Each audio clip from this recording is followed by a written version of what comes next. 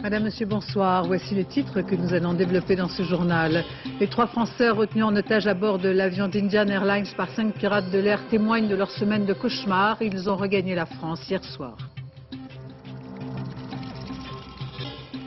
Le robot sous-marin destiné à explorer l'épave du pétrolier Erika est bloqué à 120 mètres de fond. Un deuxième engin devrait lui porter secours lundi alors que la marée noire continue de polluer certaines plages de l'île de Ré.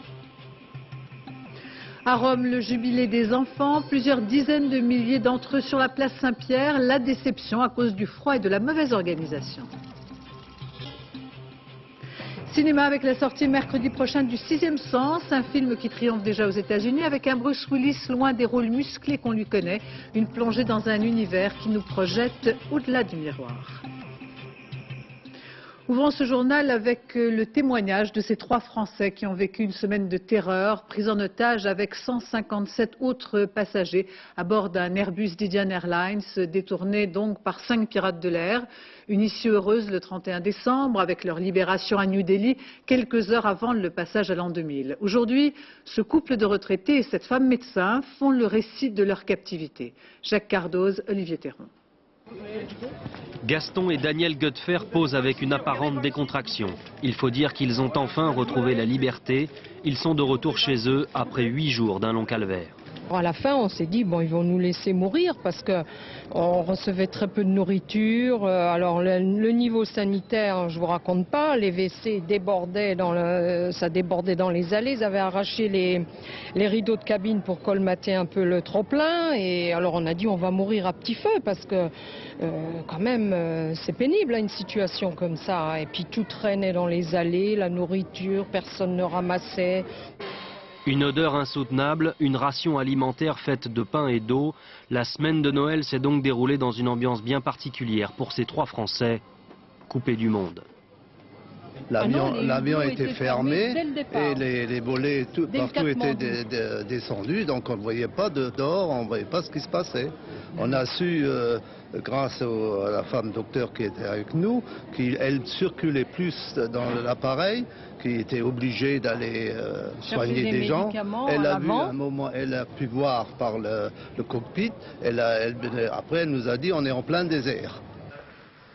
Le médecin français, c'est elle. Elle est la seule à avoir eu l'autorisation de circuler dans la cabine en compagnie d'un anesthésiste. Elle était chargée de soigner. Elle a eu la lourde tâche de découvrir le corps d'une des 2 personnes exécutées.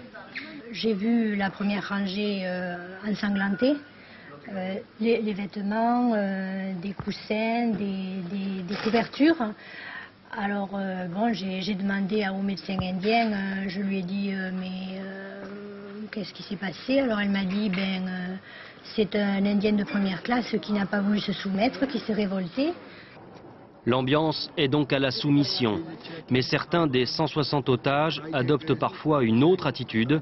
Les sourires, les rires succèdent à la nervosité.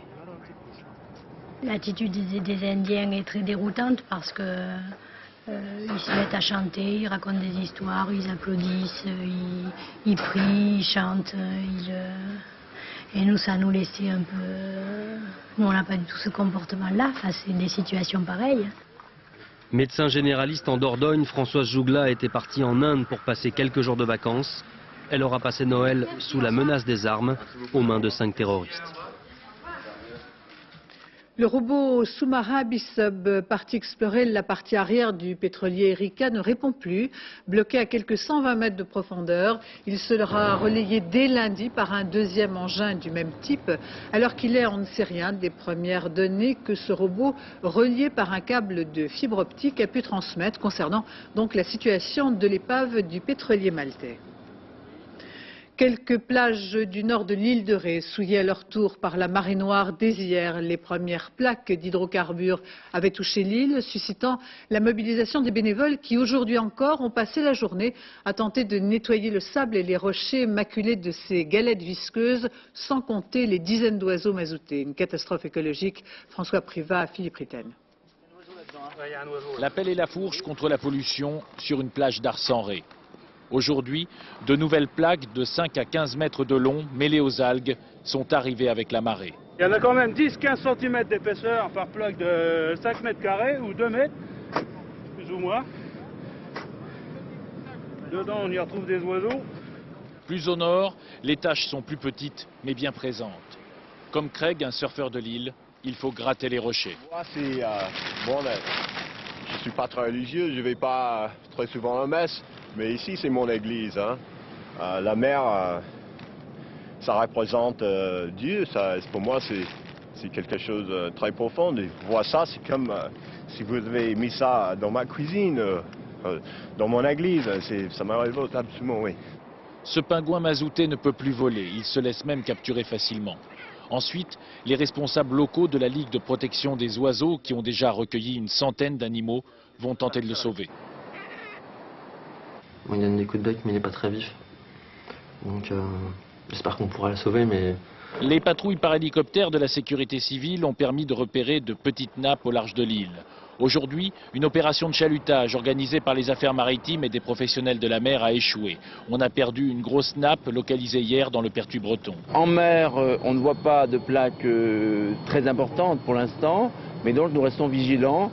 Et par ailleurs, comme vous le savez, nous devons dans ce département faire face aux conséquences catastrophiques d'une tempête qui a été un véritable cataclysme dans l'ensemble du département. Ce soir sur l'île de Ré, seules 2 plages semblent vraiment touchées. En revanche, les insulaires redoutent dans les prochains jours l'augmentation du coefficient des marées qui pourrait alors ramener de nouvelles nappes à la côte. Voyons à présent la situation des sinistrés qui ont passé le nouvel an privé d'électricité. Selon EDF, les dernières estimations font état de 440 000 foyers toujours dans le noir, dans 33 départements particulièrement touchés. Ces 33 départements répartis dans le sud-ouest, l'ouest et le centre, où l'on compte au moins plus de 10 000 foyers toujours sans courant. Dans le Limousin, la situation semble évoluer beaucoup plus lentement qu'ailleurs. Il est vrai qu'EDF tente de mettre tout en œuvre, ne ménageant pas ses efforts. Le PDG François Roussely s'est lui-même rendu sur le terrain. Depuis ce matin, il était dans les Vosges pour soutenir le travail des équipes et constater l'ampleur des dégâts. Florence Griffon, Alain Locatio. Ils connaîtront bientôt la forêt vosgienne par cœur. Ces hommes viennent d'Avignon et depuis une semaine, ils ne font que cela dans des conditions parfois extrêmes. À partir de 5 h, il fait nuit. Et je travaille des fois à minuit, à 11 h, minuit, 1 h du matin. Et bon, avec des torches, c'est pas évident. Hein. On perd des outils. Ces lignes de 20 000 volts sont parmi les plus touchées à ce jour. Très difficile d'accès, leur réparation demande du temps et de l'argent à EDF.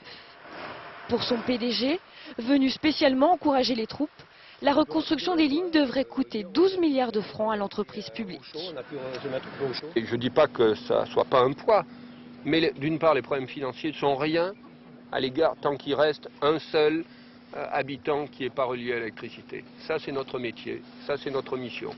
Un discours bien rodé, censé plaire aux élus, mais certains s'impatientent. Pourquoi je râle? Parce qu'il n'y a pas de coordination entre les services. Il y a des paroles, la préfecture vous appelle, un autre vous appelle, enfin tout. Pourtant, 300 agents d'EDF sont mobilisés dans les Vosges. L'armée est même venue en renfort. Tous progressent lentement, mais sûrement. Ce soir, 5 communes sont toujours privées d'électricité. Le nouveau bilan de la tempête fait état ce soir de 88 morts dans 39 départements. C'est ce qu'indique la sécurité civile.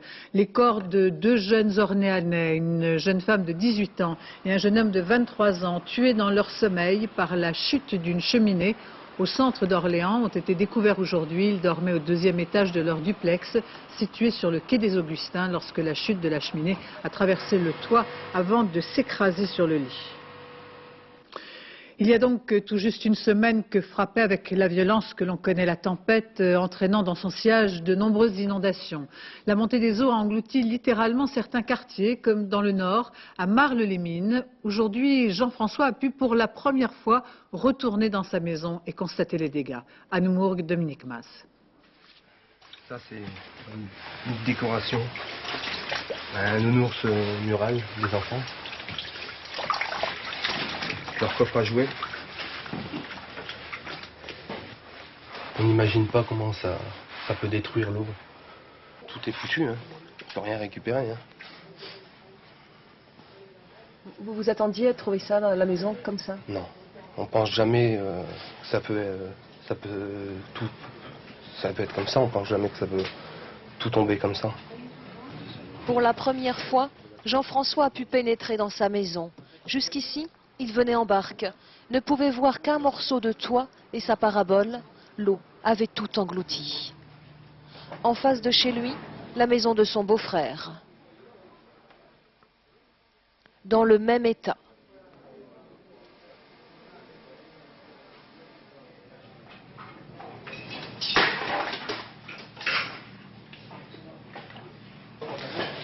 Ça c'est fini, de toute façon, c'est inhabitable. Tout recommencer. Recommencer, mais ailleurs. Hors de l'eau, si possible. Autour des sinistrés, la famille, les amis se sont retrouvés. Spontanément, ils sont venus aider, à déblayer, sauver quelques objets, dérisoires souvent, un meuble, un plat. Qu'est-ce que vous allez faire maintenant?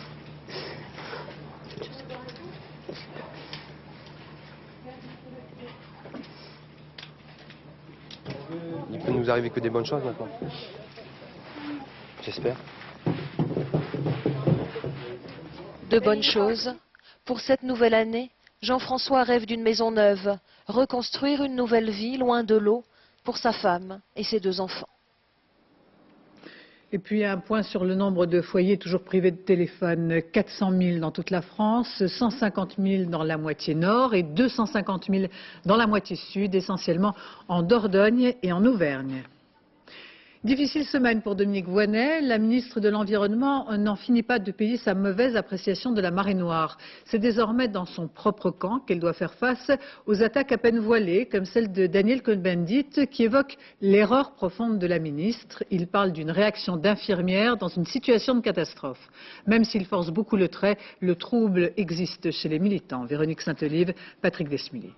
C'est une catastrophe écologique de grande ampleur, mais ce n'est pas, comme certains me pressaient de le dire hier, la catastrophe du siècle.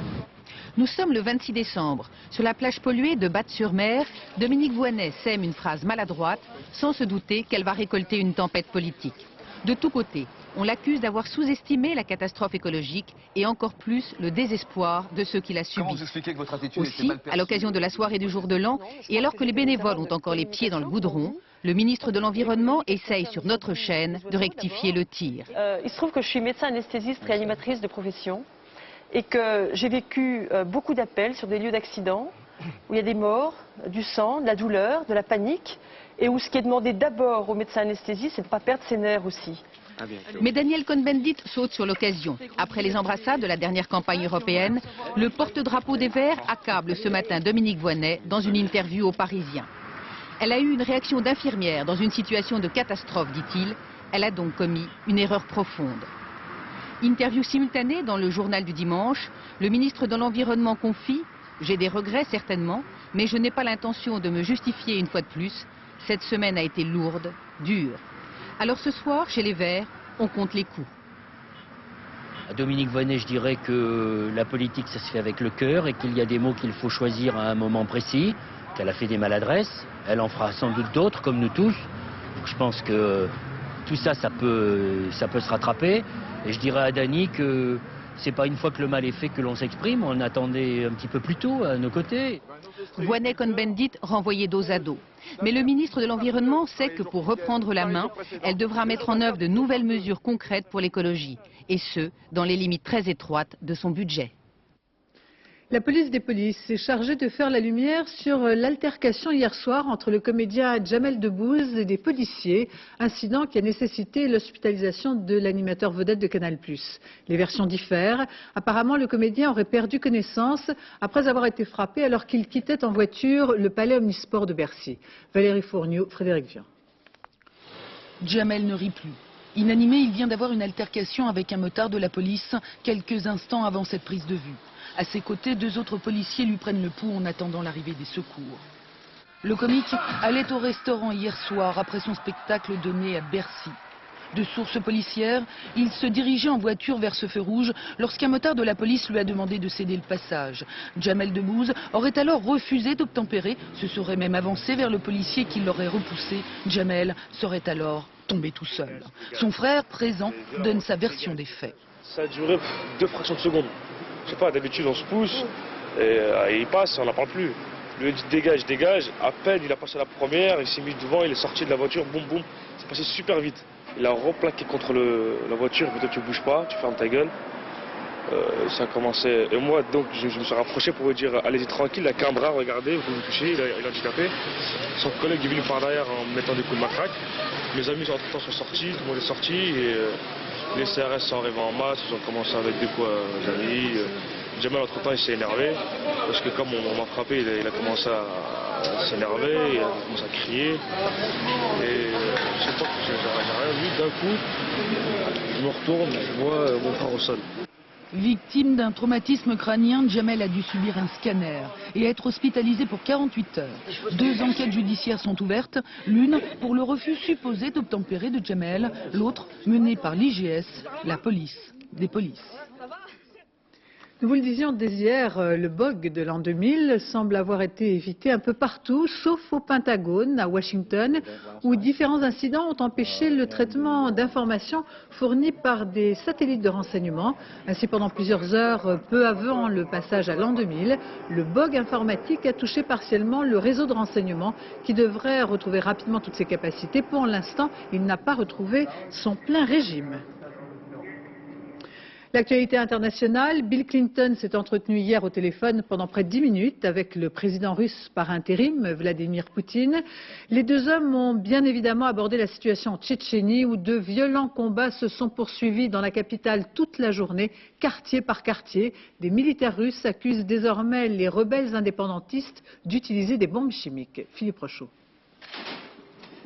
La DCA tchétchène en action contre un Sukhoi de l'aviation russe. La résistance des combattants tchétchènes reste vive malgré les moyens mis en œuvre par Moscou pour faire tomber Grozny et contrôler les montagnes du sud où se sont repliés les rebelles.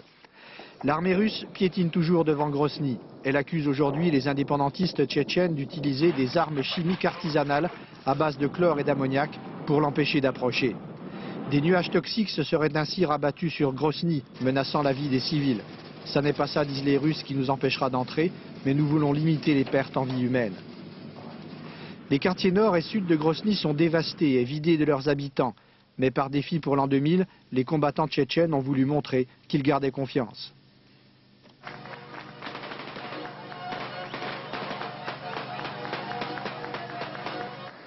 On dit que 20 à 30 000 civils avec 2000 combattants tchétchènes seraient encore encerclés dans Grozny, mais il devient de plus en plus difficile de fuir la ville. Ces soldats russes ne se doutent pas que cette bataille de Grozny va servir à alimenter la campagne électorale de Vladimir Poutine jusqu'au présidentiel de mars. L'état-major leur avait promis qu'ils seraient rentrés chez eux pour Noël, puis pour le Nouvel An, et c'est un peu la rage au cœur qu'ils ont fêté l'an 2000 entre 2 attaques contre Grozny.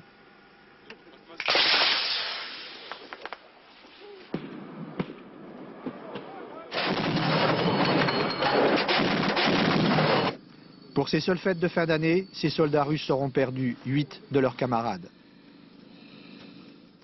À Rome, le jubilé des enfants, plusieurs dizaines de milliers d'entre eux en provenance d'une trentaine de pays étaient rassemblés place Saint-Pierre pour l'événement. Reste que le froid, la mauvaise organisation et les heures d'attente avant de pénétrer dans la basilique ont pris le pas sur la fête qui a tourné court, la déception et les premiers couacs de cette gigantesque manifestation religieuse. Isabelle Stess, Dominique Merlin. Elles ont 14 ans, elles sont amoureuses de Dieu et sont venues chanter leur amour au petit matin sur la place Saint-Pierre. On l'aura compris, cela vient de Grosseto, près de Rome, et nous sommes sur la planète des enfants, des dizaines de milliers venus du monde entier pour fêter leur jubilé. De se retrouver tous ensemble avec le pape, celui qui nous guide, de voir un peu, de pouvoir prier tous ensemble, c'est génial, quoi. Et qu'est-ce que tu espères de l'an 2000? Il y a beaucoup de guerres. Et j'aimerais que le Christ il intervienne là-dedans. Il mondo sia bello Je voudrais que le monde soit beau comme maintenant, mais sans les machines électroniques qu'on invente et qui font mal au monde. Paroles d'enfants qui rêvent d'un monde meilleur. Pendant des heures, dans une ambiance de kermesse, ils vont chanter la paix et la fraternité en attendant Jean-Paul II. Et ce fut un véritable bain de jouvence pour le pape qui est apparu en assez bonne forme, s'arrêtant parfois en chemin pour offrir sa bénédiction. Ce fut vraiment une vibration intense. Et le petit aussi l'a compris. Évoquant ceux qui souffrent de la faim et de la violence, Jean-Paul II a béni des enfants du Sierra Leone, symbole des millions d'autres, orphelins, blessés, tués dans les conflits armés. Même sur la place Saint-Pierre, le monde n'est pas parfait. À cause du froid glacial, 5 enfants ont fini leur pèlerinage à l'hôpital. Avec cette journée consacrée aux enfants, Jean-Paul II ouvre la porte d'une longue série de jubilés particuliers. Il y aura ainsi la famille, les médecins, les sportifs, les artistes, les policiers et même les journalistes. Au total, 23 catégories qui recevront ainsi la bénédiction du pape jusqu'à la fermeture de la Porte Sainte le 6 janvier 2001.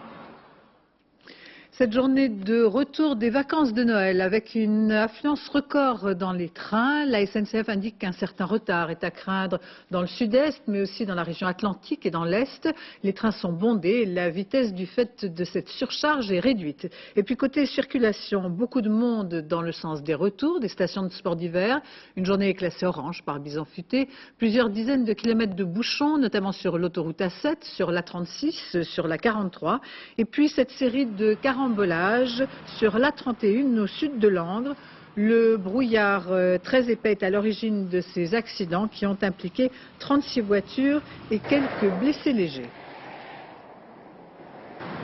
Prudence donc sur les routes, puisque vous êtes encore nombreux à circuler. Chaque année en France, faut-il le rappeler, près de 8000 personnes trouvent la mort dans un accident de la route.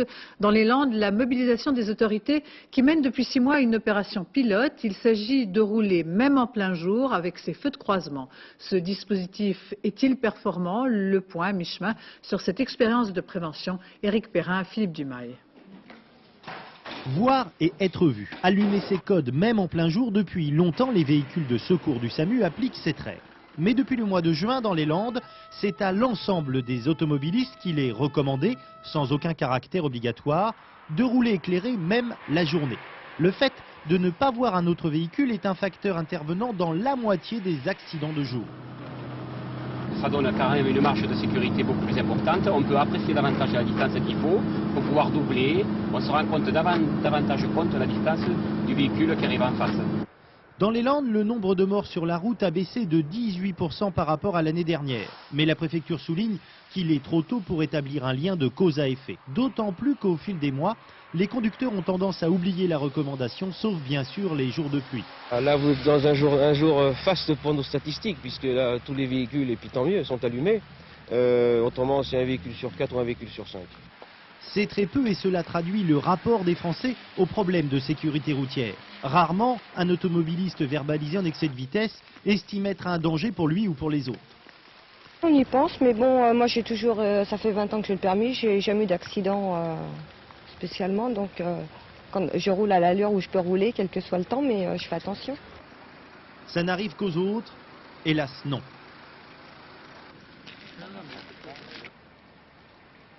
Le procureur de Dax a vite fait ses comptes. 7 meurtres par an en moyenne dans les Landes, 100 morts sur les routes, sans compter les paralysés à vie. Pour lui, il s'agit bien d'une délinquance. Si on insiste sur une application individualisée des peines, stage de conduite, cure pour les alcooliques, on considère ici que le passage solennel devant un juge est primordial. C'est à ce moment-là, lors de l'audience, que l'infractionniste, celui qui a roulé trop vite ou celui qui a conduit avec un taux d'alcool dans le sang supérieur à la loi, c'est à ce moment-là qu'il prend conscience qu'effectivement il a commis un délit. Jusque-là, on a une sorte d'inconscience ou peut-être de négligence. Toutes les heures, en France, une personne trouve la mort sur le bord d'une route. Parmi les grands chantiers d'Elisabeth Guigou, la réforme du fonctionnement des tribunaux de commerce qui jusqu'à présent utilisaient la compétence de chefs d'entreprise considérés comme les mieux placés pour assurer cette fonction. Or, ces derniers mois, 700 de ces juges commerciaux ont démissionné, démission qui prendra effet dès demain pour marquer leur opposition au projet de loi du garde des Sceaux. L'exemple à Rouen où tout le tribunal a démissionné. Reportage Fanny Auvergne, Nathalie Gallet. C'est la dernière fois que les juges commerciaux se réunissent. Dernière audience pour ces juges non professionnels issus du monde économique. Ils ont démissionné pour s'opposer au projet de réforme d'Elisabeth Guigou. Ce projet prévoit que des magistrats professionnels dirigent les juges bénévoles pour éviter toute dérive. Une enquête parlementaire en 1998 avait dénoncé certaines déviances de la justice commerciale. Pour les juges des tribunaux de commerce, cette suspicion est dégradante et la réforme ne changera rien. Je ne vois pas très bien quelles seraient ses aptitudes à contrôler que derrière son dos, je me permets d'employer, ou sur le côté périphérique, se produisent des choses qui, malgré tout, que nous sentons, moi je dirais presque beaucoup mieux, parce que nous avons l'habitude des affaires et que certaines choses nous paraissent suspectes. Et lorsque ça nous paraît suspect, on sait les reconnaître. Alors, les juges essayent de régler un maximum d'affaires avant de baisser le rideau. Pour les chefs d'entreprise en difficulté, cette démission pose un vrai problème, car en matière économique, il faut agir vite pour sauver ce qui peut l'être. Il fallait de toute façon que ce soit réglé, puisque la prise d'effet de la cession doit se faire à partir du 2 janvier. Donc il fallait que ce soit impérativement validé par le tribunal aujourd'hui. Pour ceux qui n'ont pas eu cette chance, leur cas sera étudié plus tard par le tribunal de grande instance.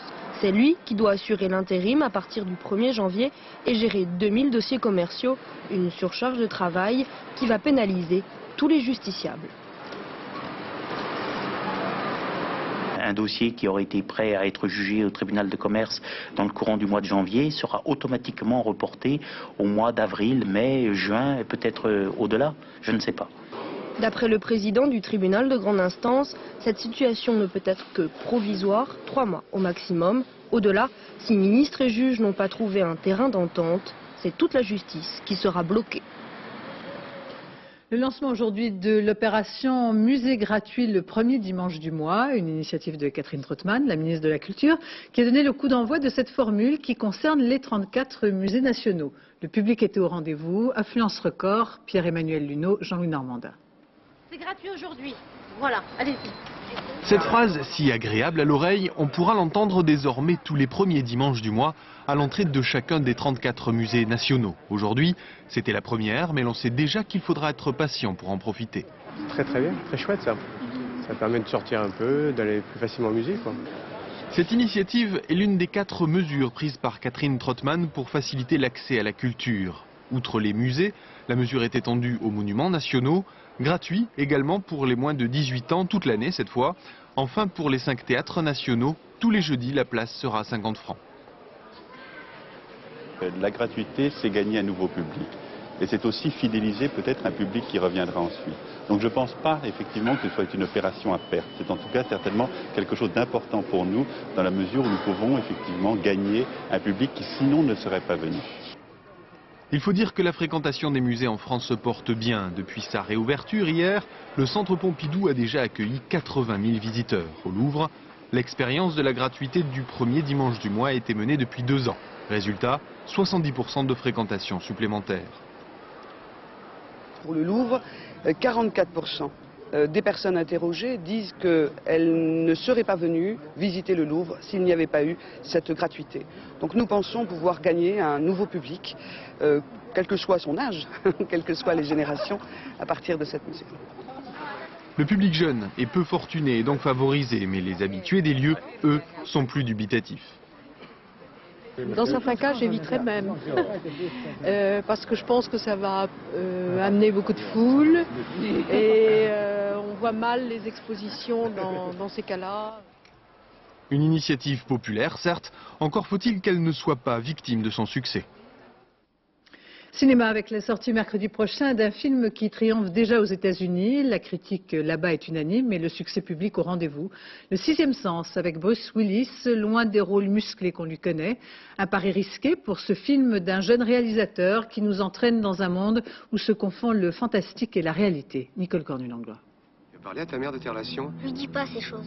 Pourquoi? Parce qu'elle ne me regarde pas comme les autres me regardent. Je veux pas qu'elle le fasse. Je veux pas qu'elle sache. Quoi? Entre cet enfant et ce psychologue, des secrets terrifiants. Je vois des gens qui sont morts. Ils vont et ils viennent comme n'importe qui. Je ne vois rien. Tu es sûr qu'ils sont là? Et tu en vois souvent? Tout le temps. On découvre un Bruce Willis tout en nuances et sensibilité. Et pourtant l'inconscient n'est pas son univers. Je sais que beaucoup de personnes sont concernées, sont fascinées par la mort, la vie après la mort et le monde surnaturel. Mais moi, c'est vraiment pas ma préoccupation. Le voyage dans l'au-delà se fait à travers les visions de cet enfant, plein de mystères et de convictions. Elle a été tuée. Oh mon Dieu, tu la vois? Oui. Où est-elle? Elle est là, à côté de ma fenêtre.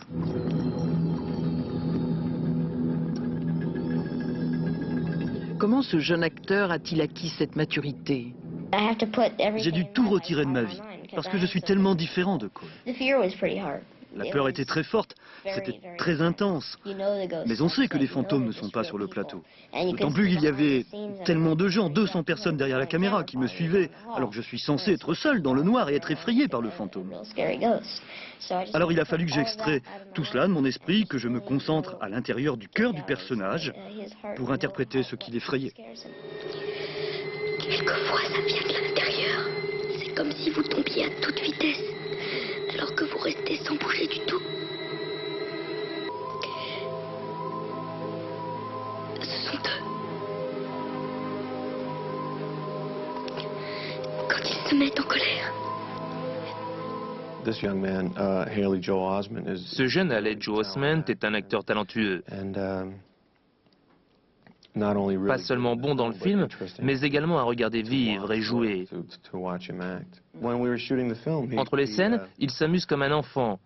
Mais quand arrive le moment de tourner, eh bien, vous savez, c'est comme travailler avec un adulte. Je pensais que vous étiez gentil. Mais que vous ne pouviez pas m'aider. Longtemps après la dernière image, ce film, cet enfant et la subtilité du dénouement hantent votre imaginaire. Et puis à présent, l'image spectaculaire de ces 2 700 000 dominos. Un record du monde tenté par des Chinois et des Japonais. En tout, ces dominos constituent une quarantaine de figures que vous découvrez. Il aura fallu près d'1 mois et demi à 50 étudiants pour préparer ces tableaux mis en mouvement comme un mécanisme implacable par le jeu d'un simple toucher de dés.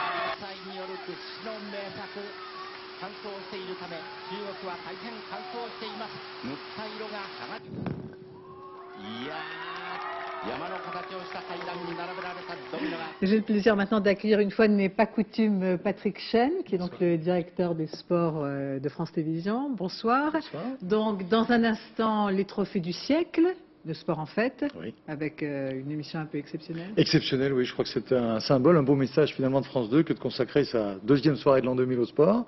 Et à quel sport? Puisqu'on a réuni 70 légendes vivantes, on peut dire, tous les plus grands sportifs, vous en découvrez sur ces images. C'était une photo de famille exceptionnelle, beaucoup de respect entre ces gens-là que vous reconnaissez sans doute. Tous les grands, là, Marc Spitz à gauche, Fabien Canu, Richard Dacoury, Carl Lewis, Nadia Comaneci qui présente l'émission à mes côtés, et puis Carl Lewis, bien sûr, David Douillet, Jean-Luc Rouget.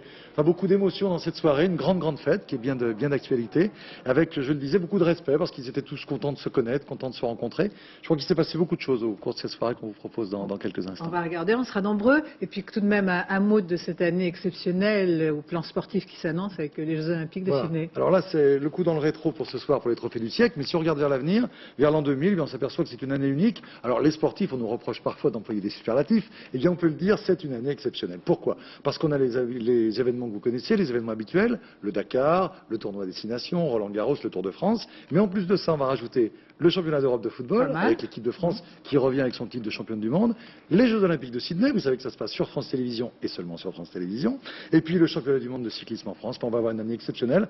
Alors la rédaction a assuré pour le passage à l'an 2000. Maintenant les sports, on va prendre le relais, nous on s'est un petit peu reposé, et dans les mois qui viennent, on va vous proposer des choses vraiment formidables. Merci d'être venu en parler sur ce plateau. Merci à vous. Merci, bonne année. Merci à vous aussi. C'est la fin de ce journal. Je vous en rappelle les principaux titres. Les 3 Français retenus en otage à bord de l'avion d'Indian Airlines par 5 pirates de l'air témoignent et ont témoigné de leur semaine de cauchemar. Ils ont regagné la France hier soir. Le robot sous-marin destiné à explorer l'épave du pétrolier Erika est bloqué à 120 mètres de fond. Un deuxième engin devrait lui porter secours lundi, alors que la marée noire continue de polluer certaines plages de l'île de Ré. Dans un instant, la météo, Patrice Drevet, 20h55, donc les trophées du siècle, 0h35, le dernier journal Ève Mété. Demain à 7h50, dans les 4 vérités, Gérard Morin reçoit le président du centre Georges Pompidou. Et puis à 20h, vous retrouverez Claude Sérillon. Je vous remercie de votre attention. Excellente fin de soirée sur France 2.